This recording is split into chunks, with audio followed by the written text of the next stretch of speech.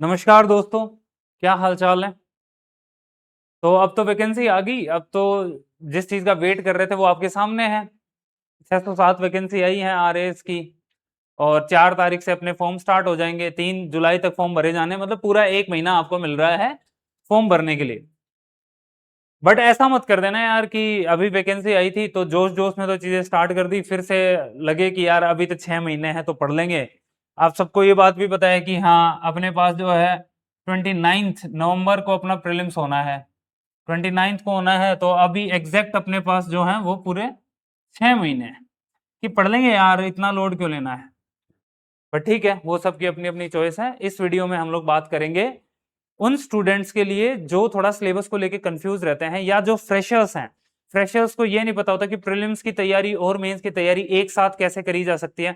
कौन कौन से ऐसे टॉपिक्स हैं जो मैं प्रीलिम्स और मेंस को साथ लेके चल सकता हूँ। इवन जो लोग एक अटेम्प्ट 2 अटेम्प्ट भी दे चुके हैं, बहुत सारे ऐसे बच्चे होते हैं जो सिलेबस को लेकर कंफ्यूज होते हैं और जिनके माइंड में एक ऐसी धारणा होती है कि प्रीलिम्स तो अलग से ही पढ़ना है, मेंस अलग से ही पढ़ना है, हमें एक साथ नहीं करनी उनकी तैयारी। प्रीलिम्स आएगा तो प्रीलिम्स के लिए पढ़ लेंगे, हो गया तो फिर मेंस के लिए पढ़ लेंगे।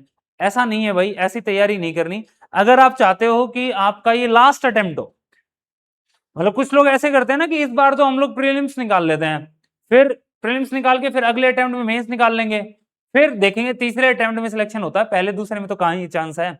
और जिस तरीके का कंपटीशन बढ़ रहा है या जिस तरीके से आरपीएससी भी पेपर बना रही है, हो सकता है कि अभी यूपीएससी वाले चीजें उठा ली जाएं। जैसे यूपीएससी का पेपर आपने देखा भी होगा, सेम चीजें आरपीएससी ट्राई करेगी। पेपर बहुत टफ आएगा, इजी तो नहीं आएगा, लेकिन जब हम सिलेक्शन के लिए फाइट कर रहे होते हैं तो ये तो है नहीं कि यार मैं सिर्फ इस बार प्रीलिम्स कर लेता हूं, अगली बार मेंस कर लूंगा, देन मैं इंटरव्यू के लिए जाऊंगा। ये बिल्कुल नहीं करना है। जब आपको इतना टाइम मिल गया है तो बहुत उसको इफेक्टिवली यूज करो भाई। प्रीलिम्स और मेंस को एक साथ लेके चलना है। आज इस वीडियो में हम लोग यही टॉपिक्स देखेंगे कि कौन कौन से ऐसे टॉपिक्स हैं जो अपने प्रीलिम्स और मेंस में कॉमन है, जिसके लिए हमें अलग से एफर्ट लगाने की जरूरत नहीं है, जो हम लोग एक साथ रहते हुए तैयारी कर सकते हैं उन उन टॉपिक्स की। तो उससे पहले, टॉपिक्स को डिस्कस करने से पहले मैं आप लोगों को एक चीज बता दूं कि जैसे ना प्रीलिम्स और मेंस कि इसकी कोई अलग से तैयारी, मतलब कुछ टॉपिक्स की नहीं होती है। ये हमें कुछ टॉपिक्स जो है वो साथ लेके चलने पड़ेंगे, क्योंकि हमारे बहुत सारे ऐसे टॉपिक्स हैं जो कॉमन हैं, है ना। जब अगर मैं मेजर सब्जेक्ट्स की बात करूं, जैसे आप इकोनॉमिक्स की बात कर लो, तो ये आपके प्रीलिम्स में भी है, मेंस में भी है। आप हिस्ट्री देखोगे, आप ज्योग्राफी देखोगे, आप पॉलिटी देखोगे, और आपको साइंस टेक, ये 5 सब्जेक्ट तो वो सब्जेक्ट्स हैं जो आपके प्रीलिम्स में भी है एंड देन फिर मेंस में भी है। और इसमें फिर आप डिवाइड कर लेते हो कि इंडिया वाला पार्ट है और राजस्थान वाला पार्ट भी है। सेम ऐसे ही सारे सब्जेक्ट्स में आपको देखने को मिलेगा। राजस्थान से रिलेटेड भी हर एक में टॉपिक दे रखा है, चाहे वो प्रीलिम्स में भी हो वो फिर मेंस में भी हो। तो मतलब अगर मैं इन सब्जेक्ट्स को मुझे एक साथ प्रिपेयर करना है, एक साथ हम तब प्रिपेयर कर पाएंगे जब हमें ये बात पता हो कि हाँ, कौन सा टॉपिक है जो मैं प्रीलिम्स के टाइम पे अगर मैं इसको प्रिपेयर कर लूं तो मुझे ये मेंस में भी हेल्प कर दे। मुझे मेंस के लिए ना तो अलग से कोई सोर्स उठाना पड़े, मेरे सोर्स फिक्स हो जाएं इन पर्टिकुलर टॉपिक्स के लिए। तो उससे पहले हमें क्या होना चाहिए, सिलेबस याद होना चाहिए। तो पहला जो स्टेप है प्रिपरेशन तैयार स्टार्ट करने से पहले आज इस वीडियो में, वो है पहला स्टेप। सबसे पहला चीज यही होता है कि आपने ये तो डिसाइड कर लिया कि आपको इस बार का आरएस 2026 का एग्जाम देना है, तो पहली चीज क्या करें, सिलेबस उठाओ। सिलेबस उठा लिया, प्रीलिम्स और मेंस दोनों का सिलेबस उठाओ, दोनों सिलेबस को अच्छे से याद करो। पहली चीज ये है, आप लोगों ने डाउनलोड कर भी लिया होगा। इवन आप लोगों ने जहां पे भी आप पढ़ाई करते हो, चाहे लाइब्रेरी में आपका जो स्टडी टेबल होगा या फिर घर में होगा, तो वहां पे आपने सिलेबस को तो चिपका रखा होगा, ये मैं ऐसा मान के चलता हूं। नहीं चिपका रखा है प्रिंट करके, तो आप ये काम कर लो पहले, क्योंकि सिलेबस हमेशा आपकी आंखों के सामने होना चाहिए। अब स्टार्ट करनी है तैयारी, तो फिर मुझे सबसे पहली चीज क्या पता होनी चाहिए कि यार मुझे तो ये अटेम्प्ट फाइनल देना है। तो मैं ऐसा तो करूंगा नहीं कि अभी मेरे सामने प्रीलिम्स है तो मैं अगले 6 महीने प्रीलिम्स की ही तैयारी कर लेता हूं, प्रीलिम्स क्रैक करके फिर मेंस की तैयारी करूंगा, ऐसा तो बिल्कुल नहीं है। तो अब मुझे ये बात पता होनी चाहिए कि हाँ, टॉपिक्स कौन कौन से। तो हम लोग एक लिस्ट बना लेते हैं कि हाँ, ये जो टॉपिक हैं ये अपने प्रीलिम्स में भी हैं, ये अपने मेंस में भी है। ये काम हम लोगों ने आप लोगों के लिए ऑलरेडी कर दिया है, तो इसमें आप लोगों को टाइम वेस्ट करने की जरूरत नहीं है। ऑलरेडी हम लोगों ने इंग्लिश मीडियम और हिंदी मीडियम दोनों की पीडीएफ, टॉपिक्स की पीडीएफ या सब्जेक्ट्स में जो जो टॉपिक्स हमें कवर करने हैं प्रीलिम्स और मेंस में, वो पीडीएफ हम लोगों ने टेलीग्राम चैनल पे अपलोड कर दी है। आज मैं थोड़ा सा इसके बारे में आप लोगों को बता देता हूं। अब आपका काम क्या है कि जैसे इस पूरी की पूरी पीडीएफ में यहां पे ये सब्जेक्ट दे रखा है आपको, यहां पे ये टॉपिक दे रखे हैं, ये प्रीलिम्स में भी है, ये मेंस में, ये भी बता दिया। अब आप खुद से एक काम कर लेना, आप अब यहां पे ना इनके सामने सोर्स भी लिख लेना। और सोर्स से कहां से पता करोगे, तो हम लोगों ने यूट्यूब के ऊपर ऑलरेडी प्लेलिस्ट बना रखी है। हमारी प्लेलिस्ट बनी हुई है सब्जेक्ट वाइज, इवन कौन कौन से टॉपिक कहां से कवर करने हैं, तो ये हम लोगों ने यूट्यूब प्लेलिस्ट बना रखी है, आप वहां पे वीडियो जाके देख सकते हो। और तो और इनकी पीडीएफ भी हम लोगों ने अपने टेलीग्राम चैनल पे डाल रखी है, आप वहां से जाके डाउनलोड कर सकते हो। आप मत टाइम वेस्ट करो इन चीजों के लिए। हम लोग बैठे हैं ना यार, और हम लोग तो कोई आप लोगों से लाख रुपए भी नहीं ले रहे, 1.5 लाख रुपए भी नहीं ले रहे, ऐसा नहीं कि 50, 60 हजार, 70 हजार, 80 हजार रुपए ले रहे हूं, वो भी नहीं कर रहे। आपको ये सारी चीजें हम लोग फ्री में अवेलेबल भी करा रहे हैं, बस आपका काम क्या है कि आप इनको डाउनलोड करो और पढ़ो।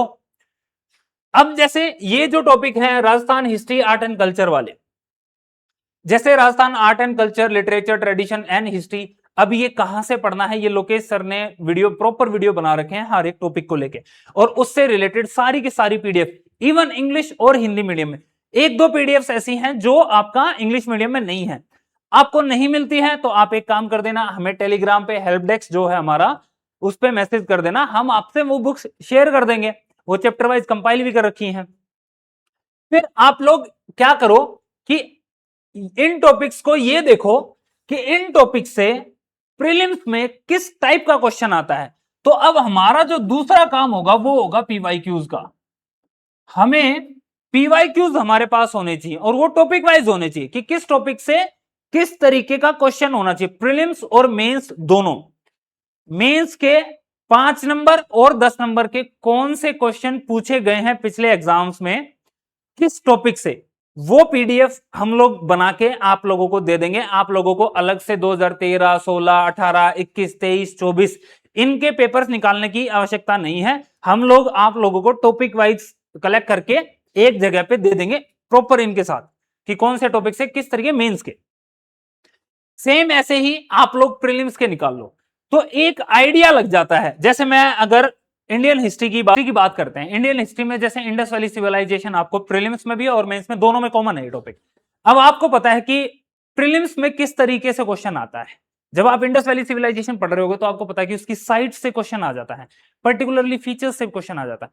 लेकिन मेंस में ना, मेंस में आपने देखा होगा एक क्वेश्चन आया था पिछली बार, continuity of culture is a feature, unique feature of Indus valley Indian civilisation which is unparalleled in world civilisation. ये हिस्ट्री में एक क्वेश्चन पूछा हुआ था। तो यहां पे ये बात समझ ही नहीं आ रही थी कि यार ये हिस्ट्री में मेडिवल का है, एंशिएंट का है, मॉडर्न का है, किसका है। तो आप लोग जब हिस्ट्री पढ़ोगे ना, हिस्ट्री पढ़ते टाइम आपको ये बात पता होनी चाहिए कि आपको कौन कौन सी चीजें उठानी है जो प्रीलिम्स और मेंस से रिलेट करेंगी। नोट्स में ना ये गड़बड़ है, आप किसी भी कोचिंग के नोट्स उठा के देखना भाई, यार वहां पे ना फैक्ट्स दिए हुए होते हैं। जैसे इंडस वैली सिविलाइजेशन, तो वहां पे साइट्स लिख दी, उसकी फीचर्स लिख दी, वहां पे किस तरीके से लोग रहते थे, वो सारा चीजें लिख देंगे ना। लेकिन अब जैसे ये कॉन्टिन्यूटी ऑफ कल्चर वाला जो क्वेश्चन आएगा ना, वहां पे गड़बड़ हो जाती है। वहां पे फिर जो आपके नोट्स है ना, प्रीलिम्स वाले नोट्स, वो काम नहीं आ रहे होते। आपको इसलिए किताबें पढ़ना जरूरी है, और हम स्टार्टिंग से इसीलिए फोकस कर रहे हैं कि यार किताबें पढ़ो, है ना। केसरी सर ने भी हमेशा इस बात को बोला है, या आरपीएससी हमेशा ये बात बोल रही है कि भाई ऑथेंटिक किताबें पढ़। जब तक आप किताबें नहीं पढ़ पाओगे ना, तो कॉन्टिन्यूटी ऑफ कल्चर जो है ना, इसको समझना बड़ा डिफिकल्ट हो जाएगा। और फिर वहां पे लिखा हुआ है कि अनपैरेलल्ड, तो अब सोचोगे कि अनपैरेलल्ड इन वर्ल्ड सिविलाइजेशन, यहां पे समझ आएगा। आप लोग ऐसे ढूंढने लगते हो कि यार ये मेरे जो नोट्स है ना, वहां पे तो ये unparalleled in world civilisation word लिखा ही नहीं हुआ, कॉन्टिन्यूटी ऑफ कल्चर लिखा ही नहीं हुआ। ऐसे नहीं, फिर दिक्कत हो जाती है। जब हम किताब पढ़ रहे होते हैं ना, तब हमें समझ आता है कि यहाँ कॉन्टिन्यूटी ऑफ कल्चर का मतलब क्या है। तभी हम इन क्वेश्चंस को अटेम्प्ट कर पाते हैं। वरना क्या होता है कि हमें जो प्रीलिम्स वाला जो नोट्स है, प्रीलिम्स में जो आपके पास चीजें हैं, वहां पे ना फैक्ट्स याद कर रहे होते हो, बट अभी आपने देखा होगा प्रीलिम्स में भी इस तरीके के क्वेश्चन बनने लगे हैं जो स्टेटमेंट वाइज है, जहां पे थोड़ा सा अंडरस्टैंडिंग वाली चीजें भी आपको पता होनी चाहिए। अब जैसे आप देखोगे, जैसे मुगल पीरियड है, मुगल पीरियड से क्वेश्चन एडमिनिस्ट्रेशन पॉलिसीज मराठास, ये उस टाइम पे मुगल पीरियड में कौन कौन जो एम्परर थे, उनकी क्या क्या फीचर्स थी, पेंटिंग में उन्होंने कैसे काम किया, आर्ट एंड आर्किटेक्चर में किस तरीके से काम किया, उनके आर्ट एंड आर्किटेक्चर की किस तरीके की फीचर्स हैं, वो आपसे पूछी जा सकती। लेकिन मेंस में क्या वो डिटेल में लिखवा लेता। फिर वहां पे एक क्वेश्चन ऐसा आ गया था, आपको मैं बताता हूं, जो पिछली बार question, examine the indigenous impact of Mughal architecture. अब यहां पे फंस जाता है। अब आदमी सोचने लगता है कि यार मुझे तो ना बस मुगल आर्किटेक्चर के बारे में लिखना है, लेकिन वहां पे पूछा था कि indigenous impact on Mughal architecture. Indigenous impact ये कीवर्ड है यहां पे। आपको ये चीजें किताब, जब आप मुगल आर्किटेक्चर पढ़ोगे पूरा का पूरा, तब आपको उसका इंडिजीनियस नेचर नजर आता है। लेकिन आपको वो, अगर आप उसको फैक्ट के तरीके से पढ़ोगे तो वो प्रीलिम्स के लिए काम में आएगा, लेकिन मेंस के लिए आपको वो अंडरस्टैंडिंग डेवलप, यहां पे नोट्स फेल हो जाते हैं। जो कोचिंग्स के जो नोट्स है ना प्रीलिम्स को लेके, या वो प्रीलिम्स और मेंस के ना एक से नोट्स दे देते हैं यार, वो फैक्ट्स लिख देते हैं सिर्फ। आप देखते हो ना भाई, आपके आसपास के लोग ही तो वो नोट्स बना रहे होते हैं, तो वो फैक्ट्स लिख देंगे, उनका सच में भाई कोई यूज नहीं है। वैल्यू एडिशन में तो चलो लिख दो, लेकिन आप देखना अभी एग्जाम जो आरपीएससी के 2023 की कॉपी आई है, उसमें आप एक बार जाके देखना कि किसको मार्क्स मिला है। खाली फैक्ट्स लिखने से मार्क्स नहीं मिला। वैल्यू एडिशन चिल्लाते रहो आप, लेकिन भाई आप जब का अब तक बढ़िया कंटेंट नहीं होगा ना आपके आंसर्स में, आपका फ्लो नहीं होगा, आपका स्ट्रक्चरिंग अच्छी नहीं होगी, तो मार्क्स नहीं मिलेंगे। तो इस चीज का बड़ा आपको ध्यान रखना है। तो जैसे ये सारे के सारे टॉपिक्स मैंने आप लोगों को पीडीएफ दे दी है, वो पीडीएफ आप लोग डाउनलोड कर लें। World geography, India geography, Rajasthan geography, आप जाके देखो, mountains, plateaus, plains and desert. जब हम प्रीलिम्स के लिए तैयारी करते हैं तो हम इनके नाम याद कर लेते हैं, कौन सा किस कॉन्टिनेंट में है, कौन सा किस कंट्री में, कौन सी रीजन में है ये पर्टिकुलर।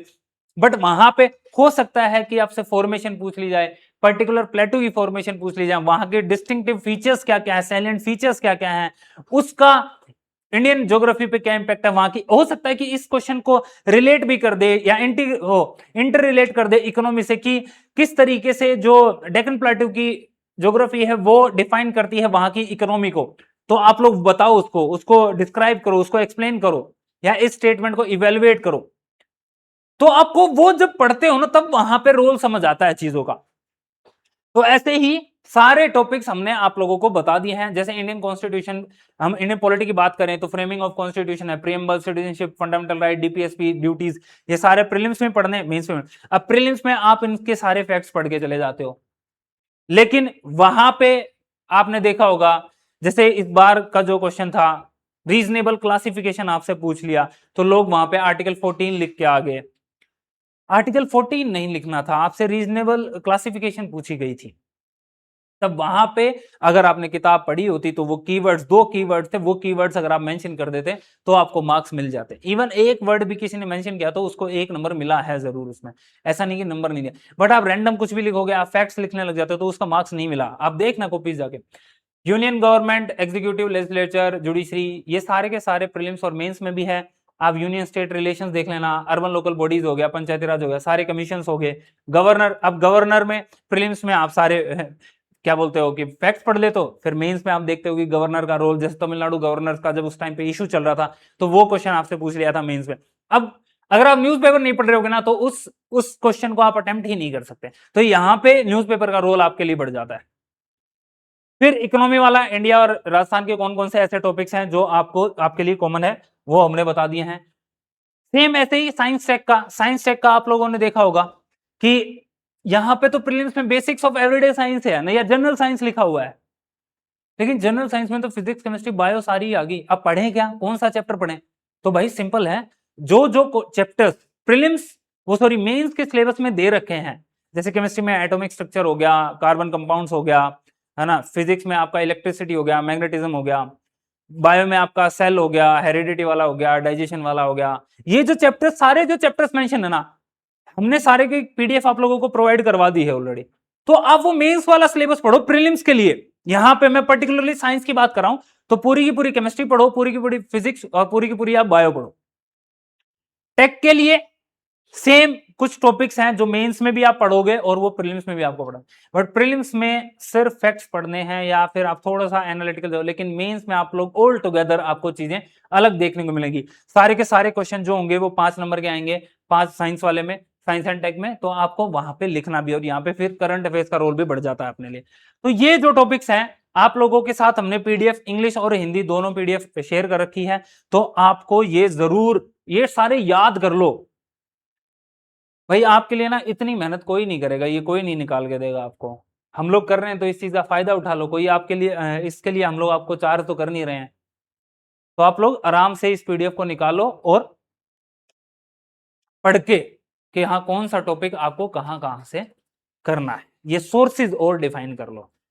तो आपके पास 180 दिन बचे हैं, अच्छे से करो। हमारे प्रोग्राम्स की वीडियो आज आप लोगों के साथ शेयर कर दी जाएगी, सारे प्रोग्राम्स आ रहे हैं। और एक मेरा ये वादा है आप लोगों से, तेज सिविल्स में कभी भी, मैं हमेशा ये बात बोलता हूं, फिर से रिपीट कर रहा हूं, फीस के लिए आपको कभी इतना मजबूर नहीं किया जाएगा कि आपके घर से पैसा ऐसे निकाल लें, खसूट लें आपसे, ये नहीं होगा भाई। ऐसे गिद्ध की तरह बैठे हुए हैं ना लोग कि यार पता नहीं बच्चों से कितनी चीजें ऐसे निकाल लें, उनकी जेब से पैसा निकाल लें उनके पेरेंट्स के से। ऐसा नहीं, तेज सिविल्स में हर प्रोग्राम भाई अफोर्डेबल होगा और क्वालिटी के साथ होगा। आप लोग देख रहे होगे, अगर किसी भी इंस्टीट्यूट का आपको जानना है ना कि वहां की क्वालिटी कैसी है, तो आप लोग ये जान लेना कि वहां पे रिपीटर्स कितने हैं। तेज सिविल्स में स्टूडेंट्स दोबारा आते हैं टेस्ट देने के लिए, जो 2023 और 24 में जो लोग सिलेक्ट हुए थे वो दोबारा तेज सिविल्स में आए हैं, और मोस्टली स्टूडेंट आ रहे हैं। आपने 46 रैंक मनस्विनी को तो आप देखते ही होंगे, है ना, उनके फोटो वीडियोस आते भी रहते हैं, मोनिका होगी, है ना, और बहुत सारे बच्चे हैं जो दोबारा आ रहे हैं। तो आप लोग इससे क्वालिटी जान सकते हो कि हाँ कितना एफर्ट लगाते हैं एक एक बच्चे पे। अब एक चीज और बताओ, चलो ये बताओ, अगर किसी एक कोर्स में 500 बच्चे हैं मान लो, मेंटोर आया, टीचर आया, 500 बच्चों से बात कर पाएगा? यार प्रैक्टिकल सोचो आप चीजों को, क्या 500 बच्चों से वो आदमी कभी मिल भी पाएगा सबसे? एक बार भी मिल ले तो बता देना भाई, सारे के सारे बच्चों से। हाँ यहाँ पे स्टेज पे खड़े होके आके मिल सकते हैं, बढ़िया एंट्री की एग्जिट की रील कट जाएगी, वो ठीक अच्छी बात है, लेकिन क्या वो लास्ट कोने में एक बच्चा बैठा है, उसकी कोई प्रॉब्लम है, उस प्रॉब्लम को कोई फील कर सकता है? उसे ये बात पता है उस बच्चे को कि जैसे ही टाइम हुआ, मास्टर के आसपास में 2-4 बच्चे आ जाएंगे, सेल्फी ले रहे होंगे, फोटो वोटो खिंचवा रहे होंगे, फिर मेरा जो मुझे डाउट पूछना था या जो मेरी जो एंग्जाइटी थी वो कैसे सोल्व होगी? वो तो कभी सोल्व ही नहीं होगी। लेकिन तेज सिविल्स में ऐसा कभी नहीं होता भाई, तेज सिविल्स में आओ, लिमिटेड स्टूडेंट्स होते हैं, भीड़ हम लोग बिल्कुल नहीं करते, हमें ये पता है कि हमारी कैपेसिटी कहाँ तक है, तो हम लोग उतने ही स्टूडेंट्स को कैटर करते हैं। ठीक है, तो आप लोगों के साथ तेज सिविल्स में ऐसा धोखा फील नहीं होगा कि यार ज्वाइन किया था और कभी टीचर से मुलाकात ही नहीं, कभी मेंटोर से मिले ही नहीं। तो हमारे प्रोग्राम्स का वीडियो आप लोगों के साथ शेयर कर दिया जाए, और ये जो इस तरीके की वीडियोस हैं आप लोग बता भी सकते हो कमेंट सेक्शन में कि ऐसी कौन से चीजें हैं जो आपको चाहिए, आपकी रिक्वायरमेंट्स क्या है, फिर उसी के अकॉर्डिंग हम लोग यहाँ पे चीजें कर देते हैं। That's all, thank you so much.